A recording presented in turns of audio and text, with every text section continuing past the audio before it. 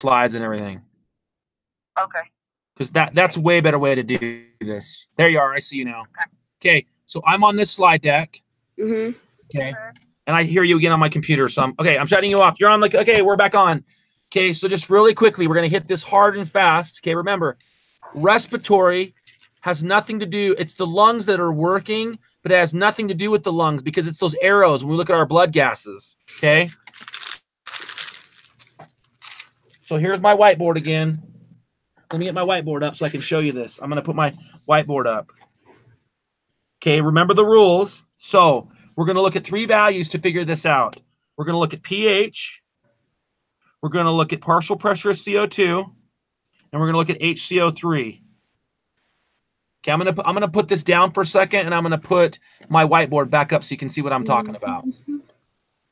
Okay, stop this. Okay, I'm back up. So there are our three values, right? pH, partial pressure of CO2, and HCO3, which is bicarbonate. Okay, what's the normal range for pH? Wait.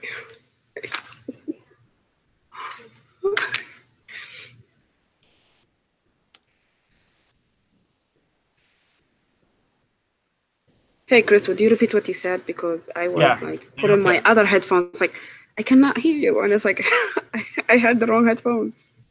Okay. So I've got pH, partial pressure of carbon dioxide, and bicarbonate, okay? I got those up. What's the normal range for pH? 735 to 745. Okay, 7.45, good. What's the range for CO2? Okay, that would be 35 to 45. Yep, 35 to 45, and then bicarbonate.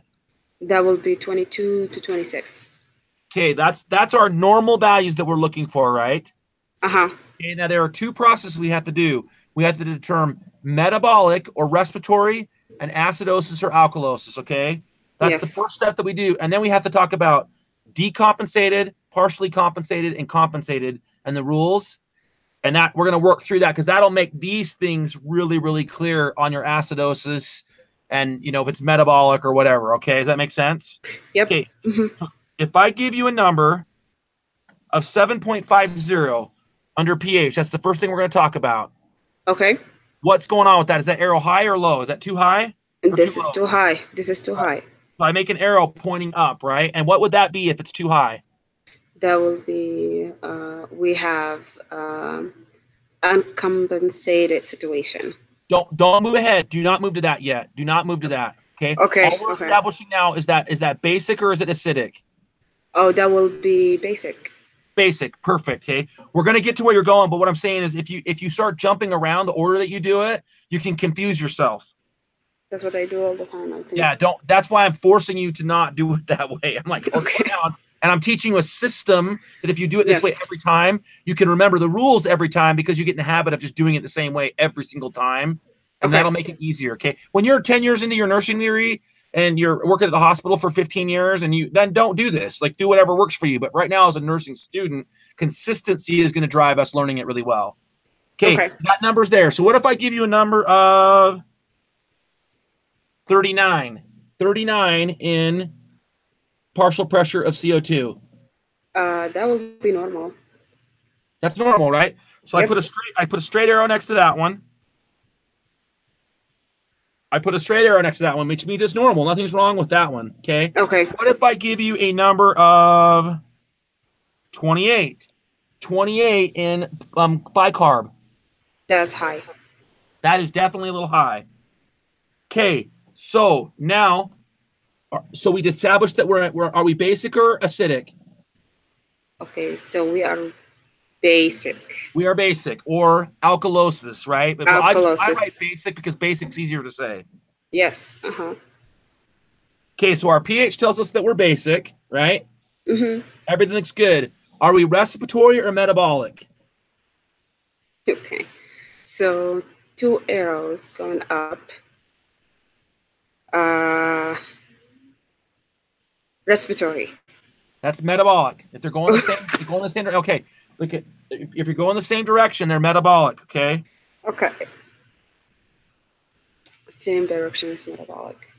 Okay. Okay. So we are in metabolic alkalosis. Okay. Okay. Okay, same direction with the pH. There we go. We got the first step is done, right? The first step is done. We're in metabolic alkalosis because of these numbers. Okay. Now let's move on to the next step. Are we uncompensated, partially compensated, or compensated? We are uncompensated. Why are we uncompensated? You tell me.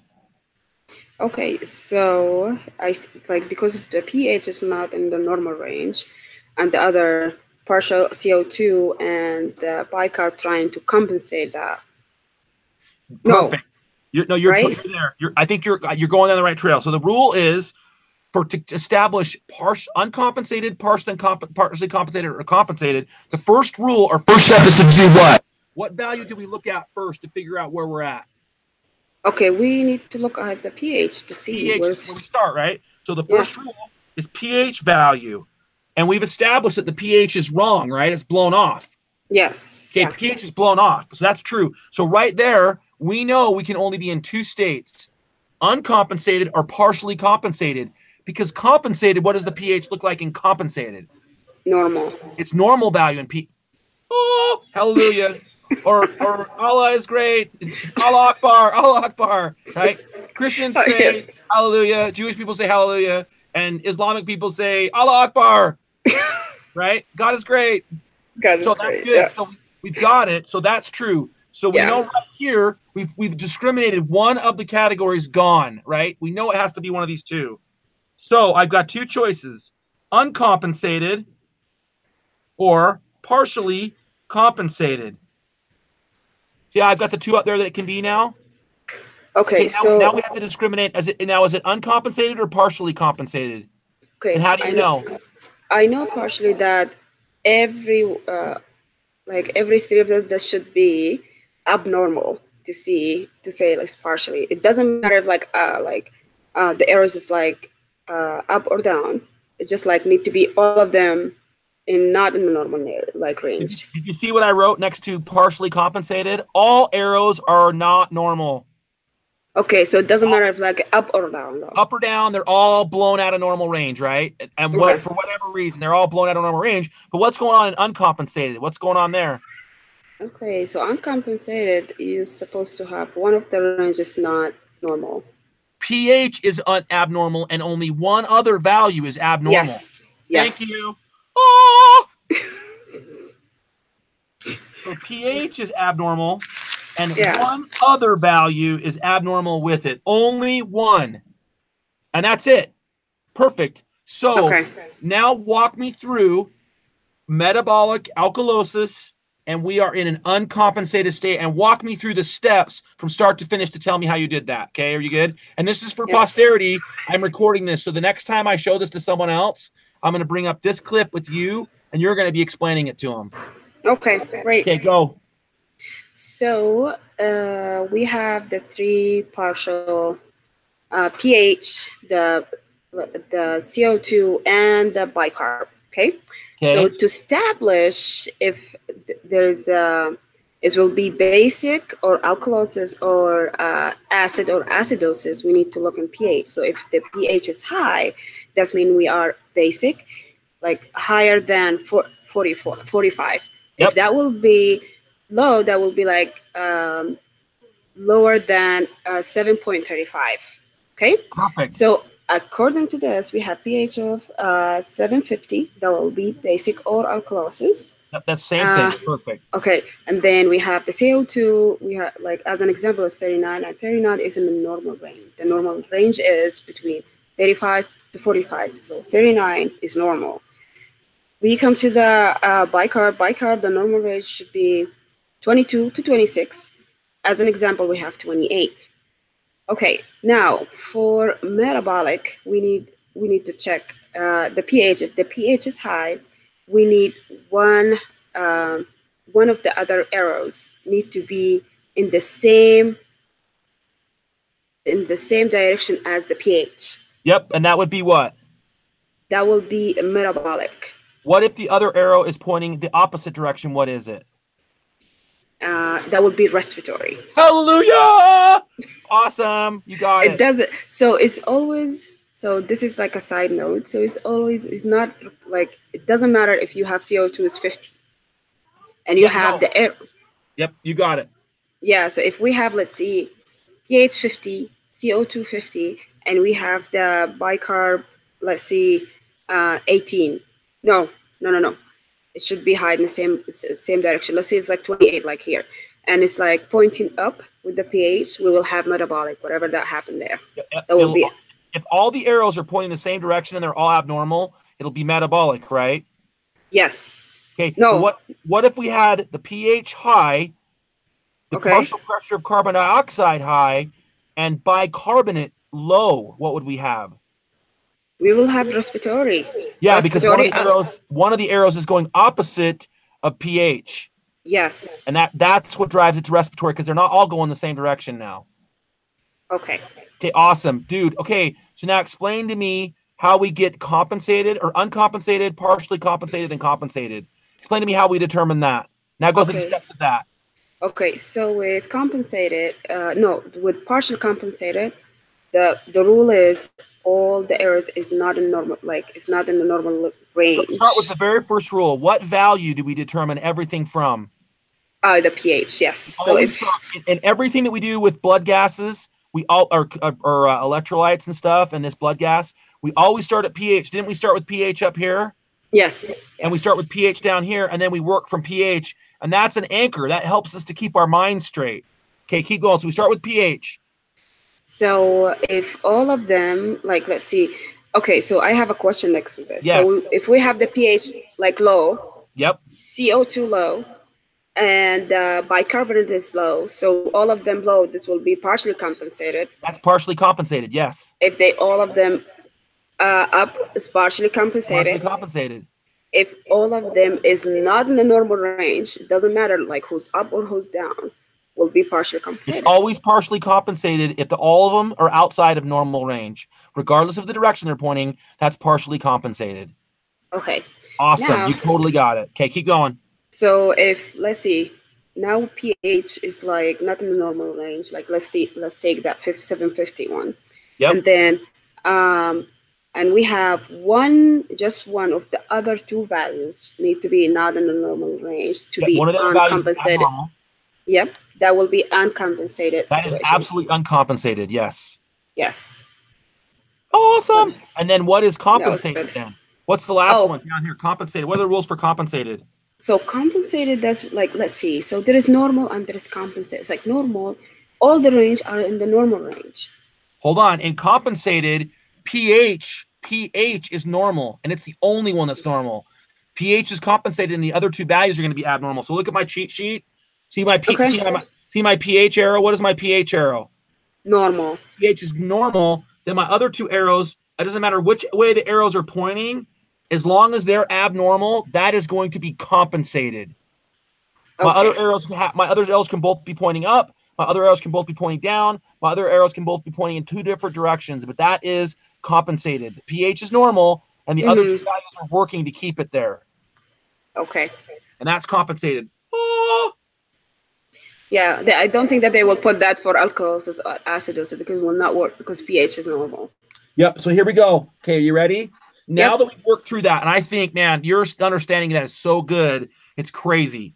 Okay. I'm going to give you 3 new values now, and I want you to systematically, don't jump around. Start with alkalosis, metabolic, respiratory. I've got these values. Then go down and say, I start with my pH. Is it normal, not normal? And then work through and walk through verbally so that we know, and you know, and I know that you can walk through this every single time and not get confused, like not jump ahead and where are my numbers at? And then you're freaking out. And right. Because in a test, you do not want to be stressing out. Yeah. Okay, I'm going to give you some numbers. Okay, you ready? Yep. I'm going to give you some numbers. Yay! Okay, pH is 7.38. CO2, pH is 7.38. Okay.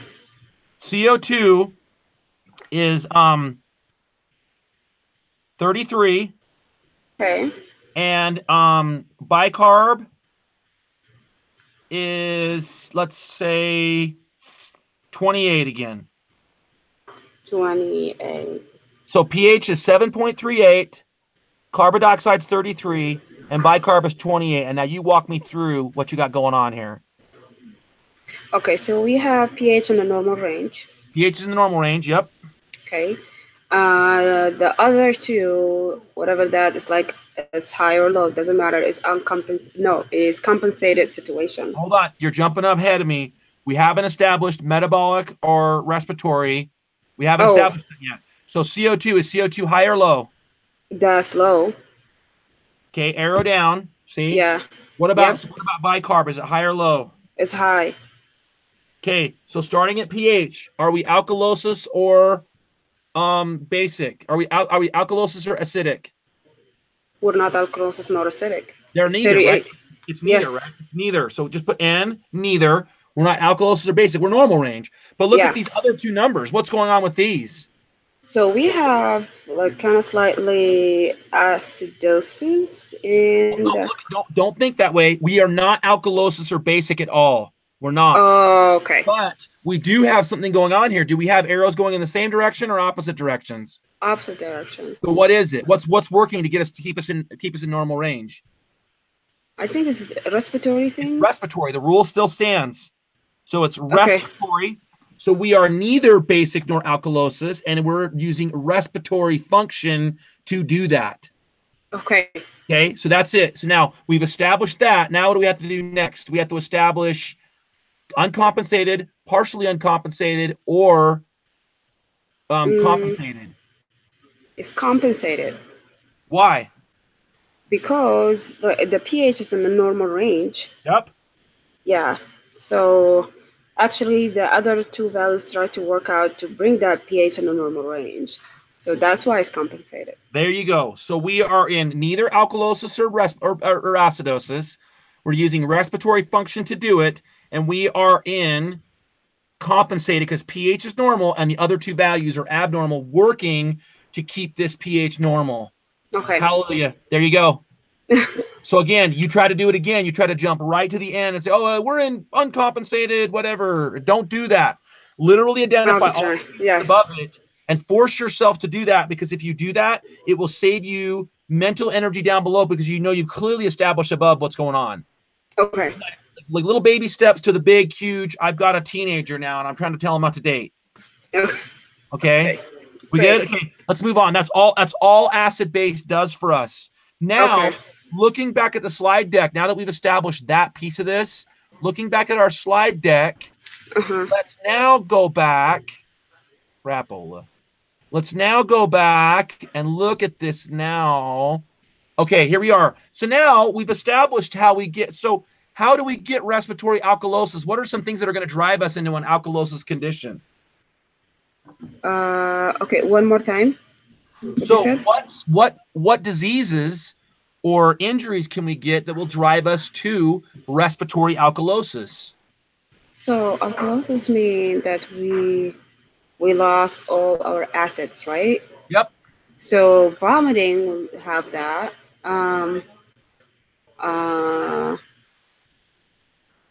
Let's see. The vomiting is the only thing that I can think of. So remember, this is where you're using breathing, right? Mm-hmm. So think respiratory. Now we're actually looking at lung function, breathing. So if I'm going to be in an acidosis condition, I'm not getting any O2 in. There's no O2 entering. So how would I not get? Yeah. I thought that you're asking is alkalosis. You said like, yeah. Look at the slide deck. Look at the slide deck. Find respiratory on the side. Mm-hmm. Find alkalosis at the top. Okay. Okay. Look at the box that's between those two, the red one, and what diseases can cause respiratory alkalosis. As a key, I'm sorry. Respiratory acidosis. Start in the top right. Okay. Top to the top. Will you forgive me? I'm so sorry. It's okay. So COPD, yes, for sure, acidosis, because the body is react to low oxygen, not even high oxygen. So that's because we have a lot of CO2 in their blood or in the COPD patient blood. You're on target. I'm sorry. I was saying alkalosis, and you were following that, and and my brain got working too fast, And I was thinking acidosis, and that's now you know why I say basic. Yes. Now you understand why I use the word basic, because it keeps me from getting confused between acidosis and alkalosis. So I'll actually say respiratory basic conditions. Okay. That will keep me from telling you the wrong thing. So respiratory acidosis, the diseases that cause it, just name the 5 that are on there. Okay. So we have COPD. We have laryngeal edema. Okay, laryngeal edema is swelling in your throat. So that will be respiratory, what they call that? You're going to be in respiratory distress. Yeah, no, it has a different name too. It's like from the ABCs, what they call that. So this is an airway. This is an airway emergency, yes. Okay. And then asthma, we know everybody's like, it's like their alveoli will be not able to get out all the CO2, right? Yeah, your bronchioles are spasming, and the carbon dioxide and oxygen can't pass through the bronchial passages in asthma. Oh, the bronchial. Oh, I thought that you do this, you cannot exhale the whole CO2. That's why. Yeah, because CO2, remember, O2 and CO2 chemically are different. Yeah. Right? They're chemically different. So the oxygen, being a less complex molecule, moves through the air passages into the lungs a lot more easily than CO2, which is a more complex molecule. And what happens is oxygen and CO2 smash together at the bronchial tubes. They just they ram into each other because they can't pass well, because the bronchioles are smashing. And also with asthma, we get fluid on our lungs. People secrete a lot of mucus, and some of that mucus gets into their lungs and impedes the air from leaving the lungs, because it lines the alveoli, that mucus, and it impedes the transfer of gases at the cellular level. Peds. What does a peds mean? Are you still with me? Yes. What's the peds? Sorry. Yeah. So what's the peds mean? What do you mean? I'm sorry, again, say one more time. You said like the CO2 and the oxygen will peds in the alveoli, that's why it's not moving. What the peds mean?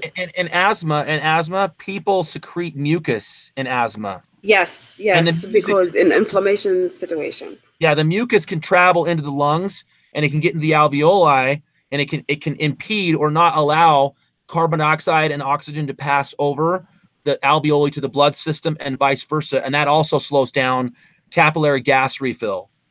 So impedes like kind of blockage? Yeah, impede means to stop. It means to stand in front of. Yeah. Okay. Sorry, English word. Okay, I know. English is your second language. I apologize. Okay. Sleep apnea and foreign body obstruction. So they're just choking. Yep. So now, what if they're in a respiratory basic condition? What's going on? Okay, so basic, we have too much. I think we have too much oxygen. Yeah, too much oxygen and too little carbon dioxide. Yeah. So hyperventilation will give us a lot of oxygen. Yep. Some girl's freaking out because of her history test at high school. She's hyperventilating. She's blowing off all of her CO2, and it's driving her into a basic condition. Okay. So anxiety, the same thing. Is that like when people will cry? And it's like until like those kids they pass out. Is it? No. That's a different situation. So it's like small children. This can happen to as well. Like little babies, they'll cry until they pass out because they're blowing off all their CO2. Yeah. Okay. Fear. I think fear because in that situation, like epinephrine, we will have our circulations kind of the blood vessels will be like dilated, and that like your lungs especially, and then everything will be dilated to get more nutrient and blood in, so that will get more oxygen in. Pain. I don't know how pain will bring alkalosis in. Do not breathe well. Have you ever been hurt? Yes. You've been hurt. You didn't breathe as well. But like, if you don't breathe, you will have more CO2 than O2. No. What I'm saying is, when you're in pain, you tend to protect yourself. And so one of the ways that we protect ourselves is leaning forward and guarding injuries, and that makes the air passages smaller. Oh, right? okay. It allows, we're only letting O2 in, but we're doing things we're blowing CO2 off. So we're breathing out harder than we're breathing in because we're in pain. It Oh, hurts. okay. Okay. Okay. That's one of the reasons we give people pain meds is so they'll relax and they'll breathe normally. Okay. Okay. Okay. Artificial ventilator or manual ventilator, man, we're just pumping them full of oxygen. We are manually Yeah. ventilating oxygen into them. So for me, when I think about hyperventilation, I think about that mask that they give it to people to breathe in and breathe out from it. And that's how I think with hyperventilation. But like ventilators are those things, right? Yes. A manual Yes. ventilator putting oxygen. So like when people go in for surgery, we're manually ventilating them. Yeah. So that's the ventilators, right? What's the Yep. so hyperventilation would be any situation that somebody will get more oxygen. Hyperventilation, they're doing themselves. Ventilators, we are doing it to them. Great. Okay, that's all I need. Okay. I've never been in a hospital set, so whenever that they say something that happened in a hospital, I get lost. Like I need to, it's like, oh, that's what they meant. Oh, that's what, you know. Have you seen a television show where they put a mask on somebody right before they go to surgery? Yeah, yeah, They're ventilating them. The anesthesiologist is ventilating that patient with O2, and they're also introducing gases that put them to sleep. They're doing both. Oh, okay, I see. That's both happening through that system. Okay, you got it? Mm-hmm. Okay, metabolic, what's going on? What are the diseases in metabolic acidosis? Kidney disease. Without disease. Yeah. Kidney disease, diarrhea, they're pooping the base out the butt, and DKA. Okay, so that's metabolic acidosis because we lose all the base. We're losing our base, or we're adding acid. Either or, right? We can either be losing base or adding acid. Oh, yes, true. Yep. Because in DKA, we're not losing bicarb. We're not losing base with DKA. We're creating acid at the cellular level because of incomplete cellular respiration. It's creating lactic acid there. And so we're actually introducing acid because of incomplete nutrient digestion. Well, I don't know, but I think the lactic acid is happening because of the anaerobic respiration of cells. That's exactly right. That's okay. You and I just said the same exact thing. We just said it differently. Oh, okay. Perfect. Okay. What about metabolic basic conditions or metabolic alkalosis? I don't know why alkalosis is even harder all the time. Try not to look, but oh look, vomiting. If we're diarrheaing, pooping base out the butt, what's coming out of our mouth? The vomit. Vomiting. We're pushing stomach acid from our stomach, which is acid, out our mouth, leaving more base than we started with, and that's where we're going to be in metabolic basic or metabolic alkalosis. Okay. And then NG tubes. I'm not even touching NG tubes right now. That's one of the answers, but we don't. You and I both don't know anything about NG tubes right now. I don't know about them, but just memorize it and move on. Right at this point, memorize it, know it, and move on. Okay. Okay, here we go. This is a review of isotonic, hypotonic, and hypertonic conditions, and I want to show you some stuff about this. Can you see my cursor on there? Mm-hmm. Okay. The amount of sodium inside the cell, inside this blood vessel, is at what level? Isotonic level, 0.9. 0.9, right? 0.9. Mm-hmm. What's it like outside the blood vessel? Okay, to be perfect, I think would be 0.92. Just they match, right? 0.9, yeah. 0.9, they match. They're not different at all. So look at my H2O. H2O and H2O are both the same size, right? Yeah. They match. They match. And here's my syringe. If I put 0.9 normal saline in this blood vessel, if I put 0.9 normal saline in this blood vessel, sorry, here we go. Yeah. If I put 0.9 normal saline in this blood vessel, have I increased the concentration of sodium in there? No. No, it's exactly the same. So all I've done is increase the volume of it. So let me click. So look at the arrow. The arrow goes both directions, right? Uh-huh. It means that water passes freely inside and outside the blood vessels. It's isotonic because there's no concentration gradient to make it move either direction. Okay.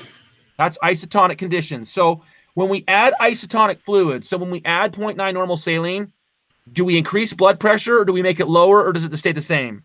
Stay the same. Okay, no. When we add isotonic fluid to the blood vessel, we increase blood pressure.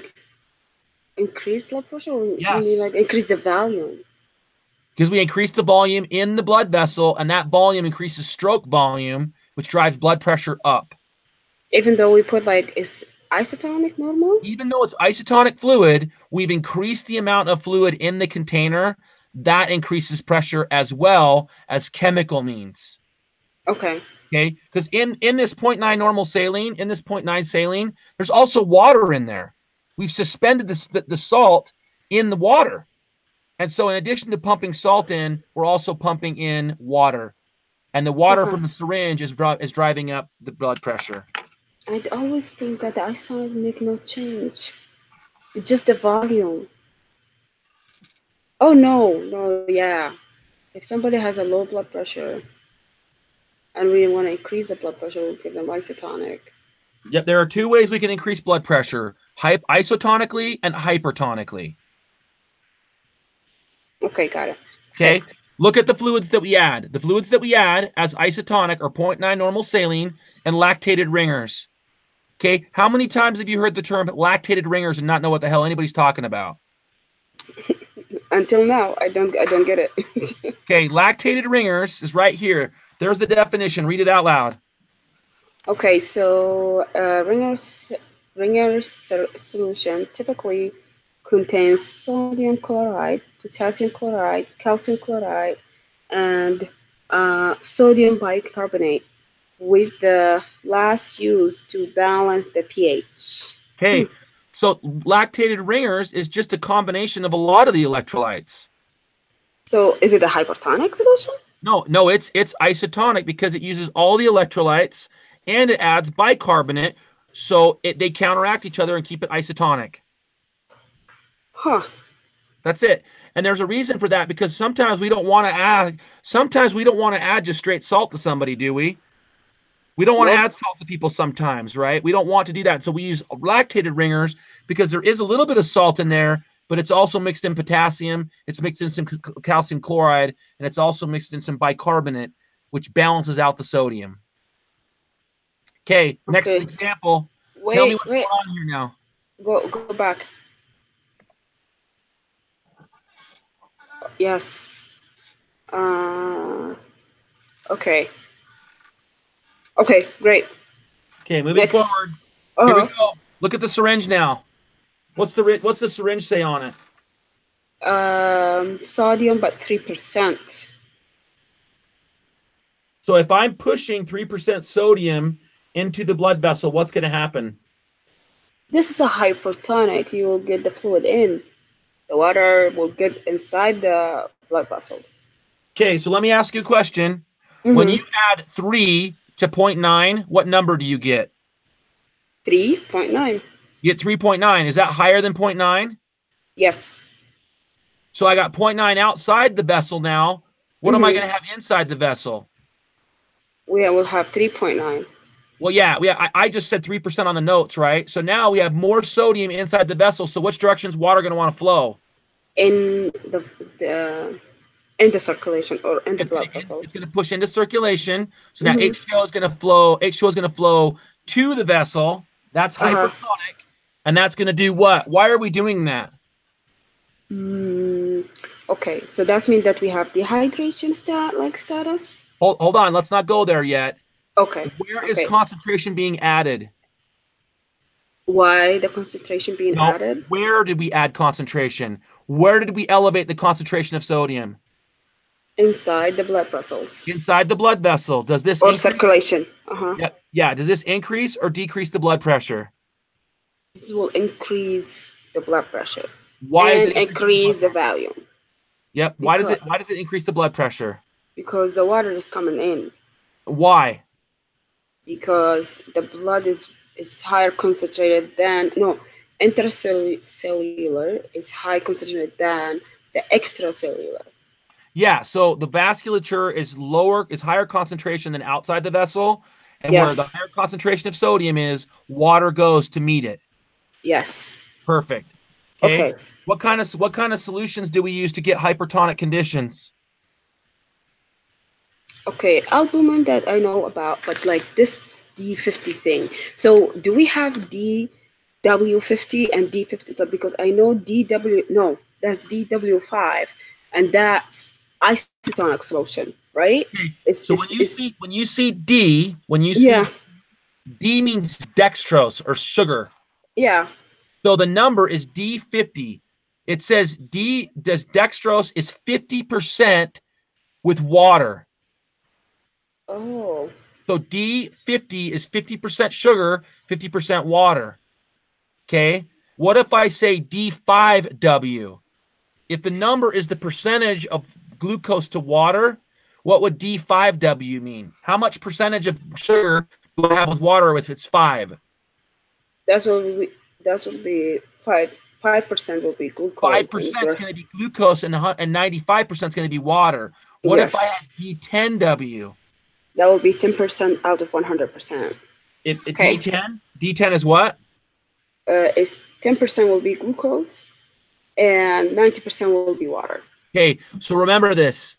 If you are D5W, you are in hypotonic. That's hypotonic. If you are D10W or higher, you're hypertonic. So D10, there will be hyper. Yeah, D10 is hypertonic. D5W is hypotonic.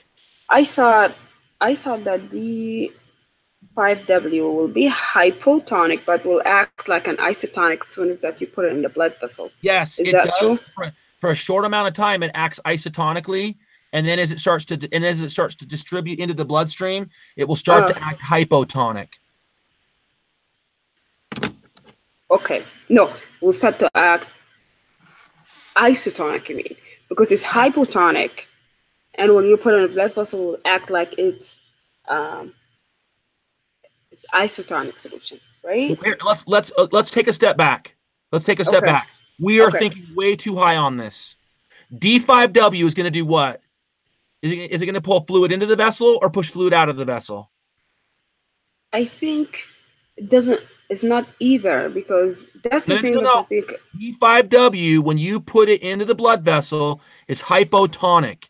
It's going to lower the concentration of sugar in the blood vessel, and it's going to drive fluid out. Okay. Okay, and yeah, you can get into, after 10 minutes, it becomes isotonic and everything else. Don't do that to yourself right now. Just remember, D5W is a hypotonic solution, and anything higher than D10W and higher is hypertonic. And when you get to practicals and you pass this class, then worry about, 10 minutes from now after I give D5W, it becomes isotonic. Because if you do that now, you'll confuse yourself. Okay. Does that make sense? Learn the basic stuff now. Learn what you need to know now. And then as you get a little bit more comfortable with it and you understand the chemistry of it, then we can start to dig down deeper in. For today, right now for exams, what is D5W? A hypotonic solution. Yep. And what is D10? D10W or above is what? Is a hypertonic solution. Hypertonic. And then, like I said, if you want to go talk to Megan and Tana about it and have them explain it to you why D5W over time becomes isotonic, you can do that. But I'm saying for me, with you and me, just make sure you know the basics. The D5W is hypotonic, because again, we can go down the rabbit trail all over the place in pathology and fail this class, right? Or we can learn the basics and pass this class and let the rest of our nursing school time help us develop these ideas. Okay. Does that make sense? It's so easy to have those discussions and then lose what we were talking about. That's fair enough. Okay, so we're good. So head of starch, you know what head of starch is? Yeah, head of starch, glucose. It's just the head of starch will be an isotonic solution. No, it's hypertonic. Head of starch is hypertonic. It'll draw fluid into the blood vessel. And the reason that it draws fluid into the blood vessel is the same reason that proteins do it. Head of starch are large polypeptides, polysaccharides, multiple glucose molecules, sugar molecules linked together. And because they're large glucose molecules, they draw water to them. Wait, because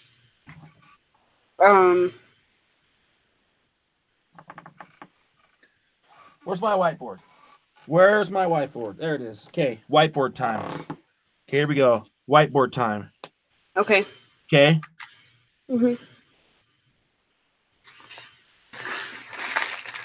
Okay, here we go.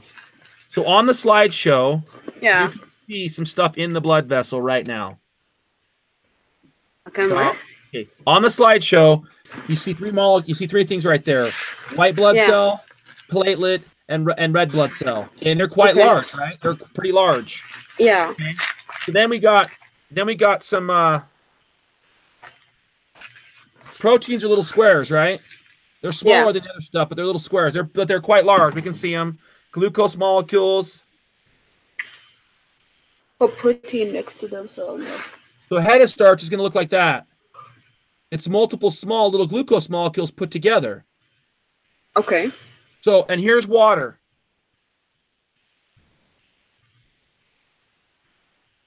See those little teeny tiny dots down there? Yep. Okay, so think gravity. The largest molecule, the largest structure on this picture is what? Is not the... Wait. The largest thing on here is white blood cells. Yeah.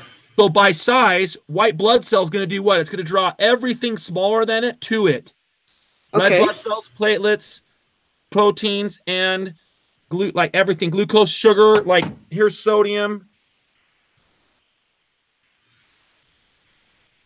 Here's salt. There's some salt, right? There's some salt. So everything's smaller than this guy's going to be drawn to it. Okay. Okay. What do platelets pull to? What do platelets? These little triangles. What do platelets pull to it? Hold on. There. That's more like its size. So platelets. What's smaller than platelets? Will be the glucose. Glucose, salt, and proteins. Those are all smaller than platelets. So they pull everything smaller than them to them. They don't pull red blood cells to them. They don't pull white blood cells to them. Those guys are bigger and they say, screw you. We're bigger than you. We don't need to come to you. You need to come to us. Okay? So if I say that proteins are bigger than salt and proteins are bigger than sugar, if protein, the square, is bigger than the hexagon and the sugar molecules, are those drawn to protein? Yeah. Why? No.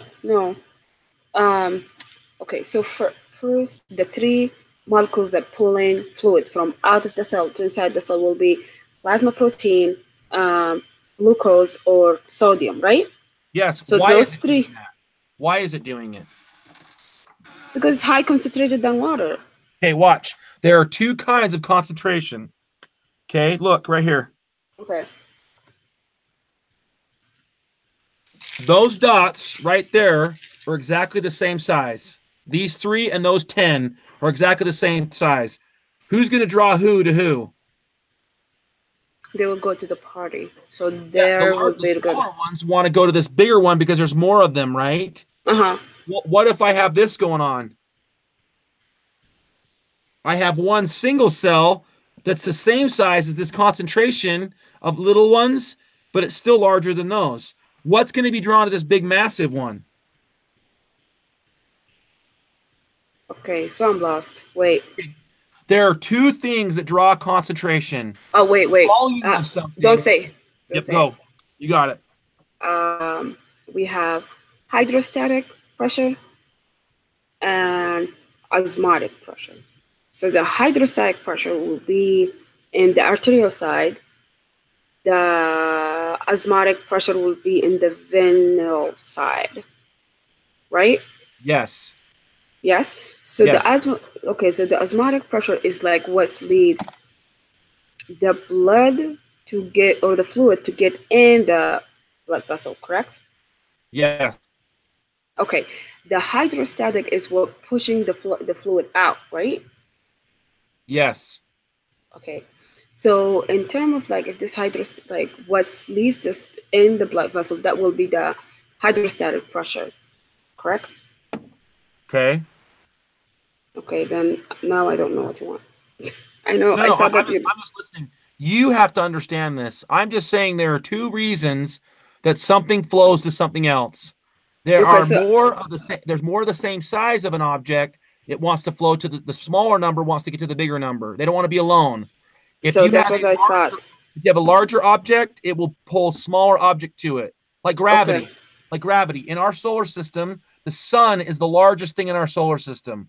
Everything Okay. else is smaller than it. So what does everything else want to do? Wanna come in?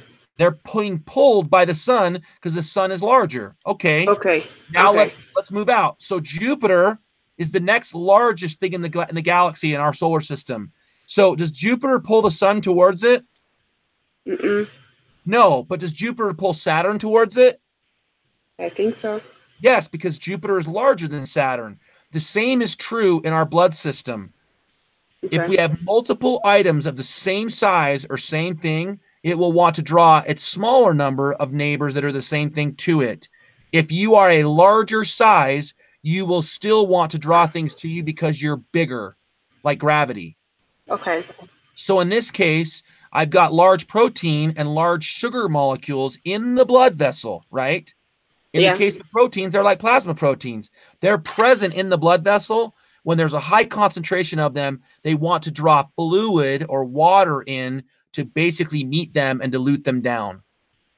Okay. And then other reason that can happen is, okay, I have 3 sodium molecules outside the blood vessel in the extracellular space, and I have 10 sodium molecules inside the blood vessel. So those guys are out of balance. The 3 want to be with the 10, but they can't get over there. So water flows in to dilute down the 10 to make it the same volume by water to the okay. side to the 10 on the inside. And those are the 2 properties that are working here. That's it. Okay. We're good. Okay, I think we crossed that bridge. Okay. We're still friends. So albumin and hetastarch Yeah. hypertonic because they're large, not because there's more of them. They're just big. And so they draw water, they're large. Where D50 and 3% normal saline, they're small molecules, but we're adding a ton of them into the blood system, and they're like, oh my gosh, I got too many of these. And so water flows in to meet those, to dilute those down and make them the same as the outside. Okay. Are we good now? Yep. We beat that to death. Awesome. I know it's not fun to do that, but it's good to do it because now we're all on the same page and we all know it. Okay. And me explaining it to you makes it okay. So what should be our concern in hypertonic? Our concern that we will get fluid overload? Yes, fluid overload. Moving along. Remember the fluid challenge. Yes, thank you. Do 500 milliliters and check. What do we check when we do our fluid challenge and we check after 500 milliliters? What are the 3 things that we always check? Okay, so we check the lungs, or what they call that word? Auscultate. Auscultate. So we auscultate the lungs. So listen to the lungs. And I think pulse. We check the pulse. Yep, we check their pulse and figure out how fast their heart's beating. Okay, so their pulse and the lungs. Pressure? Blood pressure. Hallelujah. Yes. That's the 3 things you check. Auscultate, lung sounds, pulse, and blood pressure. If one of those 3 things is out of range or something crazy happens, we stop giving fluid. Okay, got it. Okay, here we go. Moving along. Hypotonic. I'm going to shut up and let you explain this one. Okay, so hypotonic, that means that we have a solution that their concentration is lower than the blood vessel. So look at the needle. Okay. Yep, look at the needle. What's the needle show? Hold on. So that's okay. Yep, it's 45. Yep. So, okay, keep going. So would we enter that in? I think that will dilute the circulation. Then we will get there will be low concentration inside. Oh, why is going out? Oh yeah, because outside will be more concentration. Hold on. Let me click this slide. Bam! Why is it going out? Because we have higher concentration out of the blood cell. Yes. So we have 2 types of dehydration. right? Is either when you lose the fluid from your circulation, that will be no. When you lose fluid from your circulation, that's mean that you have low blood pressure, and that's like you will have hypovolemia, right? Yes. Okay, then let's see, if you have high blood pressure but your tissues are dehydrated, like the DKA, then that will be a dehydration, right? Yeah, and the reason that your blood pressure is high is because of infection. It's because of that elevated acid, right? It's chemical that's causing your blood pressure to go up. It's not fluid Okay. based.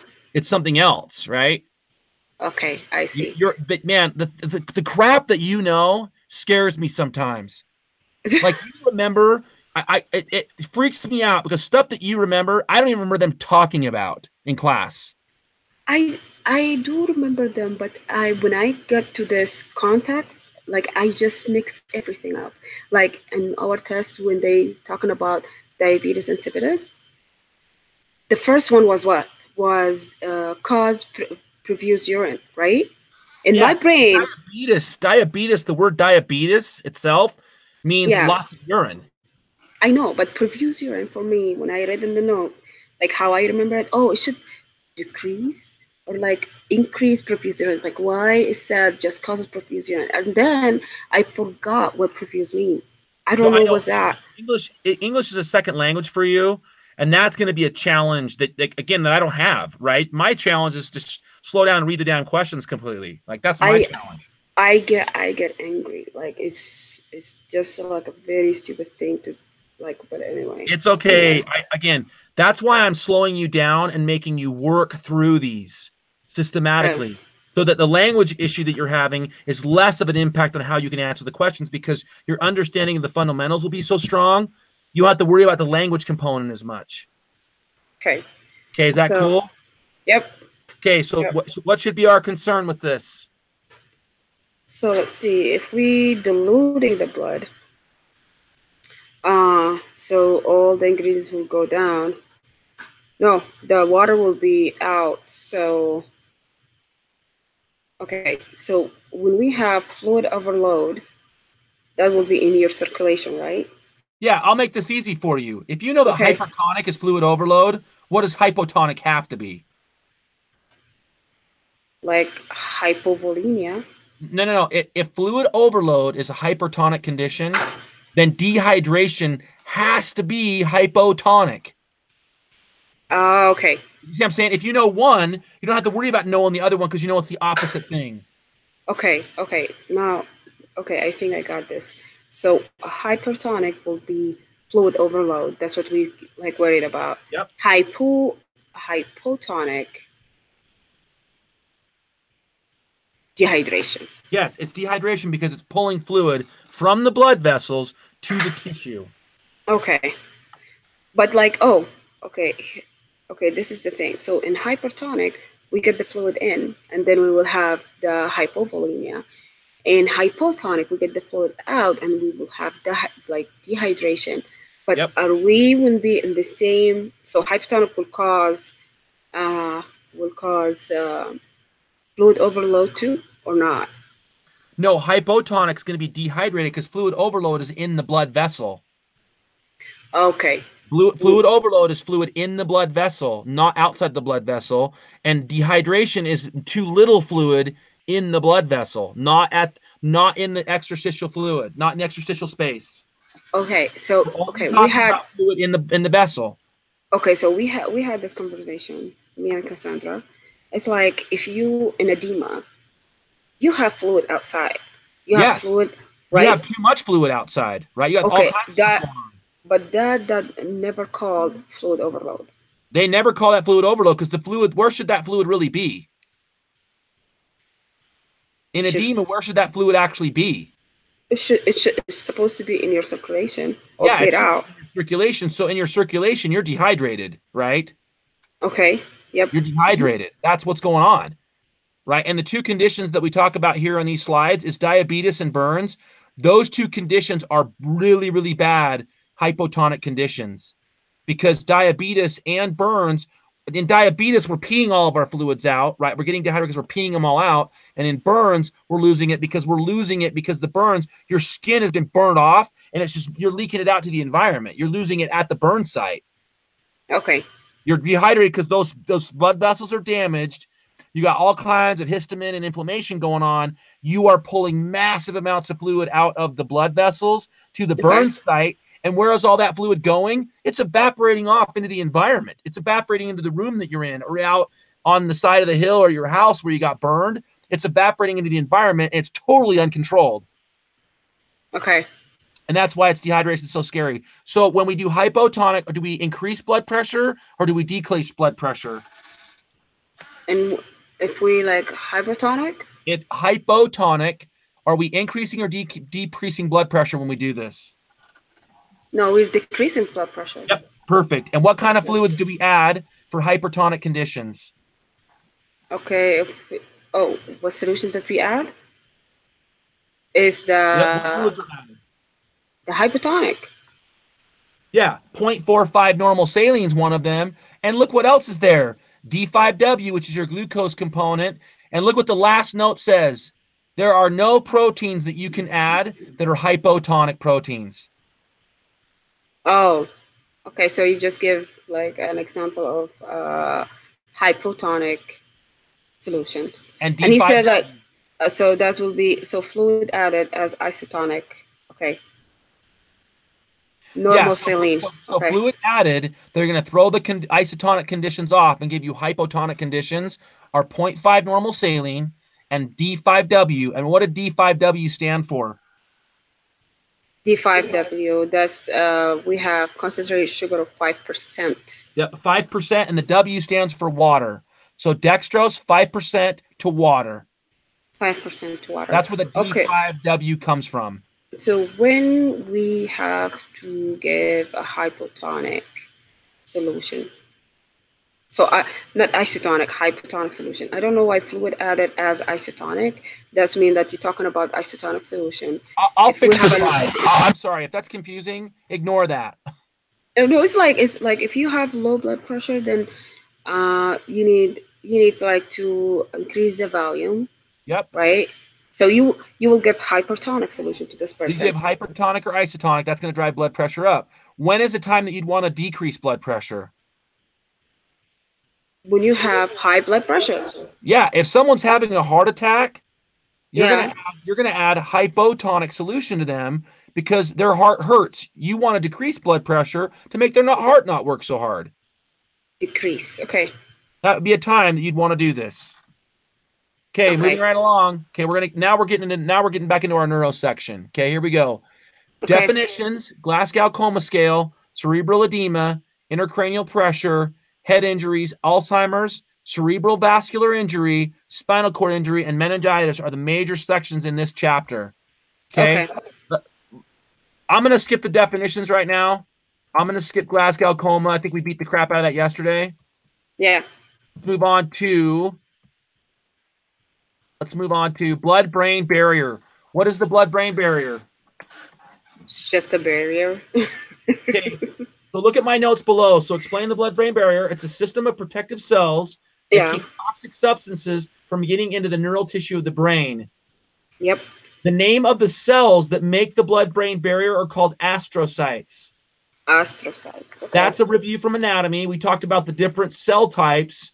Astrocytes are very, very special, and they create the footpads around the blood vessels that create the blood-brain barrier, and they're called astrocytes. Are they just in the brain?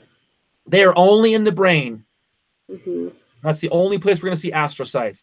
They're central nervous system cells, not peripheral nervous system cells. Ergo, that's why it's not called the blood spinal cord barrier. It's called the blood-brain barrier because it doesn't include the spinal cord. Okay, so CNS. Yep, CNS only. Okay, what are the disadvantages of the blood-brain barrier? Disadvantage. They what? Wait, so if this barrier will keep all the toxic and everything outside, disadvantage. Look on the right side of the slide deck. I just give it to you. Okay, I like to think. Okay, a disadvantage of the blood. No, Yeah, blood-brain barrier is also keeps out therapeutic intervention. Huh. What does therapeutic intervention mean? I don't know. It's like kind of like treatment, Yeah, therapeutic. therapeutic means good. It means things we're doing to help them, right? So so the blood-brain barrier is keeping out medications and stuff that we're trying to use to help them. Okay. So, like, if you give them medicine, like if we give them epinephrine, the epinephrine can't get into the blood-brain barrier because the blood-brain barrier stops it. Even though we're trying to help them, it won't let it through. Okay. And that's what therapeutic intervention means. That's a new set of words for you. Put that in your kit bag. Therapeutic intervention means something good that we're trying to do to help them. Mm-hmm. That's the blood-brain barrier. Moving right along, cerebral edema. Okay. What's edema mean? Edema, swelling. Yeah, it's fluid, right? Fluid's Mm-hmm. fluid's getting in the extracellular space, and it's causing that fluid. That fluid's going to cause damage in the brain. Okay, so what's going on with cerebral edema? Why is cerebral edema so dangerous? Okay, so I think it's because of the pressure that is will affect the brain with, because there is no space. Exactly. If I get edema in my foot, that's bad, right? It hurts, it's painful, but I don't really have to do anything about it straight away. Why? Because it's not life threatening. Yeah, there's space for that fluid to go down there. It's just painful, and we have time to deal with it. Yeah, and it's not make you like lose consciousness or like have exactly. Like, yeah. So you are totally there, and we're gonna just move on. Okay, there are two types of cerebral edema in the notes that we talked about. The first one is called vasogenic, and the other one is called cytotoxic. Okay, wait. So the ICP is internal cerebral edema, or was the ICP? Internal cranial pressure. Internal cranial pressure. Okay. So intracranial pressure is going to go up, and it's the most dangerous outcome of cerebral edema. That's the most dangerous thing that can happen. Okay, internal cerebral pressure. Just remember, ICP, we're going to talk about that next. After cerebral edema, we're going to talk about intracranial pressure next. So we have cytotoxic edema, and we have vasogenic edema. Yep. And they all in the brain. They're all in the brain. Okay. Well, let me ask you a question. When you see the phrase vasogenic, what does vaso mean? It's like something related to your vaso. Yeah, the bloodstream, right? It has to do with the blood. So it says here, vasogenic edema, the blood-brain barrier is damaged, allowing H2O and proteins to flow from the vascular space to the interstitial space, and that's just you have swollen brain syndrome if that happens. So, for example, if I get a damaged blood vessel and it gets cut open, right, or I get an aneurysm and blood starts to leak out of a blood vessel, that's going to be vasogenic edema. It was started in a blood vessel, and it's bleeding out into the blood. It's bleeding out into the brain from the blood vessel. That's vasogenic, and it's causing pressure on the brain itself because that blood is taking up the space. Okay. What's cytotoxic mean? Okay, cyto would be something in the cell. Yeah, toxic. It's gonna deal with like hormones and electrolytes and stuff because it's cytotoxic. It's chemically based. Oh, it's chemically based? It's going to be a chemical interaction as opposed to just straight up a break in the blood vessel. Okay, so let's read this one. Go ahead and read this next one for me. Okay, so blood-brain barrier is intact but active transporter in the sodium-potassium pump allows potassium to be lost and sodium to be retained. This also causes water to stay with the sodium that will elevated fluid level leads to ischemia and then necrosis. Okay, now I get lost. Ischemia. In your own words, explain to me what that just said. Okay, so we still on that cellular level. So we have unfunctioning sodium potassium pump. Okay. Yep. And then okay, that allows the potassium to be lost and the sodium will be retained, even though I don't know that's what happened. But do you remember that sodium and potassium potassium is always like opposite of each other. Yeah, hold on. I'll show you right now. You ready? Okay. Let me get my whiteboard. I'm gonna get my whiteboard out. Are you ready? Yes. I'm calling to the lifeline. I'm going to the whiteboard. Okay, here we go. So we said that potassium is an intercellular cation. It wants to be inside of cells, and sodium wants to be outside the cell, correct? Yeah. We have the sodium-potassium pump. Wait. Stop right there.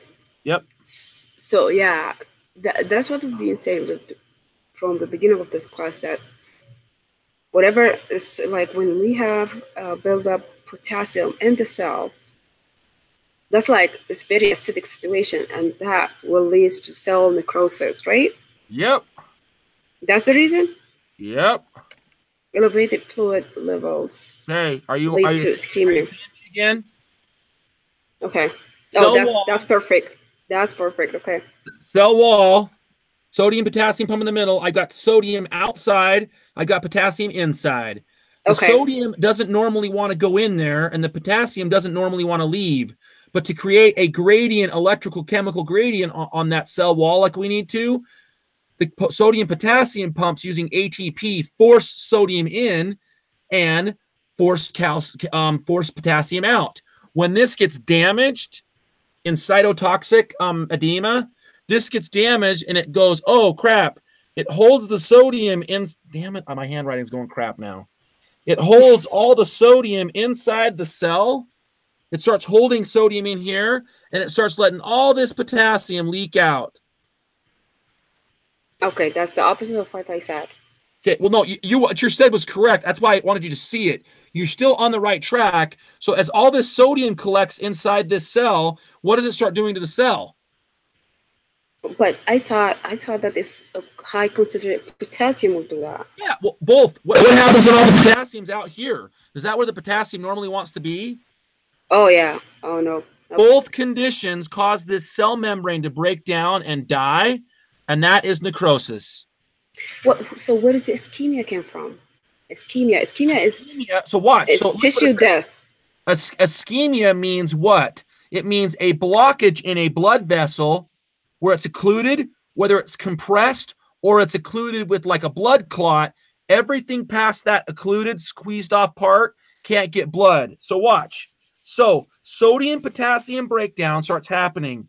Okay, here we go. Here's the blood vessel. So all the cells that will be died, that will lead to die of the tissue. So watch. So see the blood vessel right here? Yeah. Out here, I've got cells that have the sodium potassium pump broken. So they're holding on to sodium. They're holding on to salt out here. If those cells are holding on to salt, what does the blood vessel want to do? Okay, it wants to give out O2, right?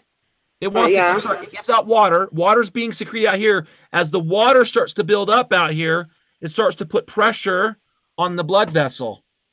As the blood pressure takes more and more pressure from water molecules being pulled out, it eventually squeezes it shut. Okay, got it. That's ischemia. And then everything downstream from it is going to be blocked off of blood, and that's your ischemia. Are we good now? Perfect. We're on team. Let's move on. Okay, we got that worked out. So vasogenic is this. Vasogenic edema is, here's my blood vessel.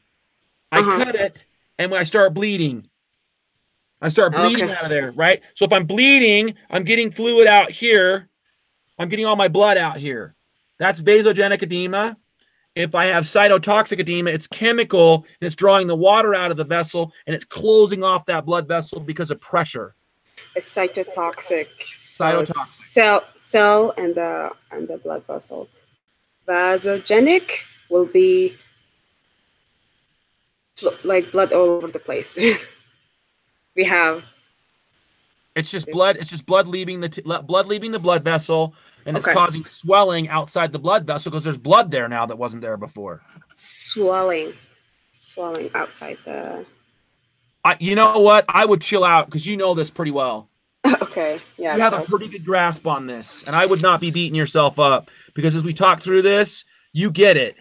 Okay. You're getting it. You're totally getting it. Okay, cerebral edema treatments. What are the treatments that we can give for cerebral edema? Okay. We need hypertonic solution. Yeah. Well, no, hypertonic solution. Yeah, hyper. We want to drop hyper with the A. Yep, you got it. What's another one? We can use gravity. How can we use gravity? I don't know. Sit this person up, man. Don't let them lay down.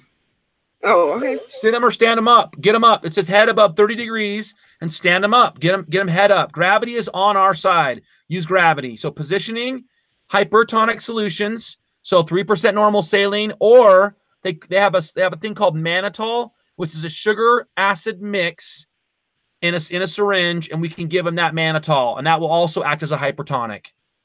Okay, that's new. Mannitol. Mannitol is a new one for me too. So mannitol will be something just for like cerebral brain injury. Yep, it's for cerebral brain injury. Yep. Then we give them diuretics. Okay. And diuretics cause an increase in urine production. So when we have an increase of urine production, what else are we going to have? To increase urine production. Yeah, when we have increased urine, what are we doing? We're peeing the fluids out. Yeah, we're peeing fluids out, and as those fluids pee out, guess what's going with it? Blood pressure. Salt. Oh, Salt's going with it. So salt's drawing fluid out, right? Okay. And that is also, you hit it right on the head. That's also causing the blood pressure to come down, and that's going to alleviate cerebral edema. Yeah, so you see, like the salt part that I forgot about. So you have, like, I know that if you like all your fluid is gone, so your blood pressure will be low.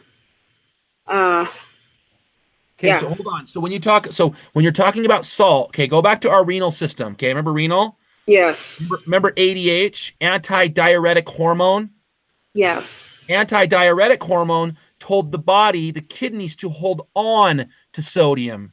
Yes. And hold on to it, and that caused fluid to come back to the body. If we give the body diuretics, we're saying, hey, be diuretic. What we're really telling the body to do is piss out sodium.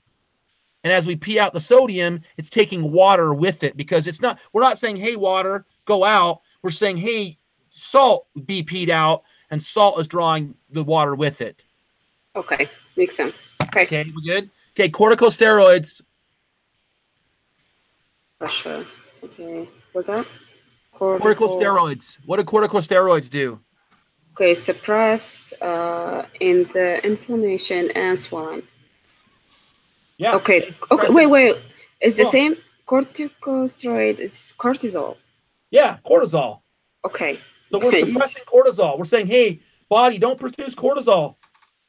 So cortisol will suppress the inflammation and the swelling. Why cortisol will be up? Well, if you're in stress, right? Cortisol by definition is called what hormone? So it's a stress hormone. Yeah, we call it a stress hormone. And so when you're stressed, you're going to have inflammation and swelling when you're stressed. So if we shut that off and tell the body, do not secrete cortisol, we're telling the body to do what? To relax. Yeah, to relax and not become inflamed and not swell and not retain water. How we do that? By suppressing cortisol. Well, where is cortisol created? Where is cortisol made? In the adrenal cortex. In the adrenal glands, right? At the adrenal cortex. Adrenal cortex. So we would give a drug to the adrenal cortex that suppresses adrenal cortex function, and that's going to suppress cortisol function. Okay. And when cortisol isn't present, inflammation and swelling isn't as severe. Okay. Okay. Surgical decompression. What's surgical decompression? This is the fun one. Okay, so remove a part of the skull allows the brain to swell without compressing into the skull. Oh, yeah, I heard that from one of our group. That lady, what's her name? Forgot. Paula. Paula. So, Paula. So she said that, they can live with half brain. So they can open up, and I was like, okay, surgical decompression. we just cut a piece of the skull away, right? We cut it away. We save it. We save it, and we put it away and save it. And it's like, now, guess what we've done? We've made the brain the foot. A brain what? We've made the brain like the foot. If we remove the skull from around the brain, it can swell and not be damaged. Oh, okay. Just like the foot can swell because there's no hard shell around it. It won't be damaged because there's a place for the swelling to go. And the brain is the same way. We remove the skull, and the swelling just isn't as bad. It allows the fluid in the blood to drain off. It allows it to swell, and it's no problem. They can, again, there's the scare that the skull's been removed, and the brain is at risk of being damaged because the skull's gone. But because we've done that, we've also reduced the fact that they can have damage because they're getting compression inside the skull. Okay. Yeah, surgical decompression. Surgical decompression. Decompression. Okay, treatments. Here's your test. What are the 4 treatments? Okay, What are the 4 treatments? Or 5 okay, treatments, sorry. Okay, so suppressing the cortisol. So we will like decrease corticosteroids. Yep, that's one of them. Corticosteroids. And then give hypertonic solution. And what kind of solutions are hypertonic? Hypertonic, 3%, or the mannitol. Mannitol, yep. Okay, this is number 2. Number 3, positions, or yep, position them. Yeah, position that will be 90 degrees above the ground, right? Yeah, well, 30 degrees. Want their head 30 degrees up from parallel. Okay, 30 degrees up from parallel. Okay. And surgical decompression. Surgical decompression is the fun one. Okay, so that's mean that take part of the skull, like let the brain swell. Like let the brain swell. Let the brain swell. It's got a place for the swelling to go now. It's not going to damage the neural tissue. Let it swell away. The brain, the skull's gone. Okay. There's one more, and it has to do with peeing. Oh yeah. Give them diuretic treatment. So it's like tell the body to piss it out. Yep. Okay. Tell the body to not hold on to salt, and it'll let the fluid out. Okay. So reduction in air pressure. Okay, we're done for today. It's 4 o'clock. Okay, great. That was good. That was nice. You have a really good understanding of this stuff, by the way. I don't know. I like when I'm in class, I just get confused so quickly because like you see how fast sometimes when we go over stuff, I just get like decompression. Like my brain will be swelled, but no way. Here's what I'm going to tell you to do for the rest, not just this class, for the rest of nursing. Deal less with what's going on in class and have good study groups away from class. Okay. Because in the study group, we can slow down, right? We can slow down in a study group and we can work together to work out where it's a language issue or an understanding issue, right? We can work it out. In class, they are never going to slow down. And so if you let yourself get stressed out in class, you're going to have a long nursing career. Like, you know what I mean? Your nursing school is going to be long. So, yeah. So when we do the test and they have a lot of like explaining about the situation, it's like, oh, you have a patient, yes, this, and this, that. The only thing will help that will be our keyword that we learn in our what they call that thing in our lecture. Like if you have like diabetes insipidus, like that's increased like urine output. Like that's it. Nothing. It. Whatever that they put there doesn't matter. It's all garbage. But if they just exceeded and put another explanation, that question is gone, like for me. So, again, just relax, Zakia. You can do this. You are, like I said, as I talk to you and you go through this, you have a really strong grasp on what's going on. You just get frustrated with the language part, and then the language part makes you second guess that you know what the hell you're talking about. Do not do that. Do not let that happen.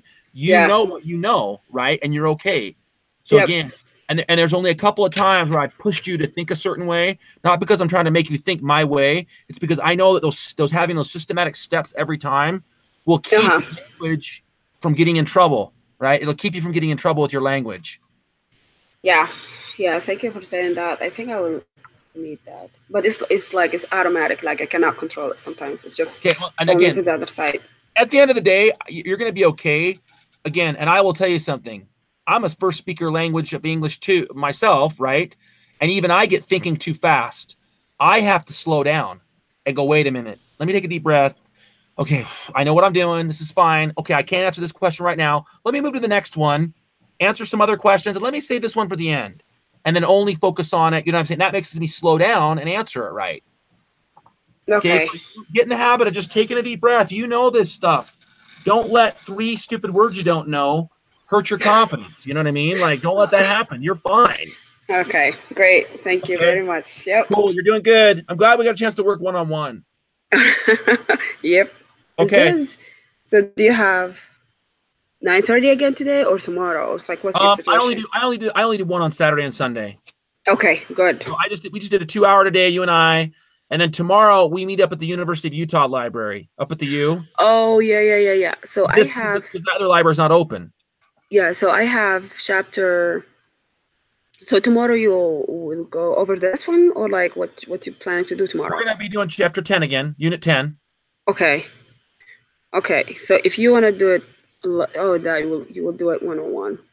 Okay, I will see what I should do because I will send you a text message and tell you what's going on. Okay, yeah, because I have a statistic quiz in chapter 7 Monday. Okay. And I have an assignment that need to be due tonight. So I'll work on that and see how far I will get. Yeah. Okay. Just keep me updated. I will send you a text message. Traditionally, it's 6 or 7 o'clock in the evening up at the University of Utah library. The parking is free, and you can also take the train up there. Yes. Yeah. Train drops you off right at the library. Okay. Yeah. I went there before. So okay. And we usually end soon enough on a Sunday you can take the train home. We don't go so late you can't get home. We go early enough that you can get up there, you can go to the study group, and you can leave on the train. Okay. Sounds good. Okay, we good? Yep, we're good. Okay. Thank you. Have fun, my dear. Good luck with the statistics in the other class. Okay, thank you very much. Bye. Okay, bye-bye.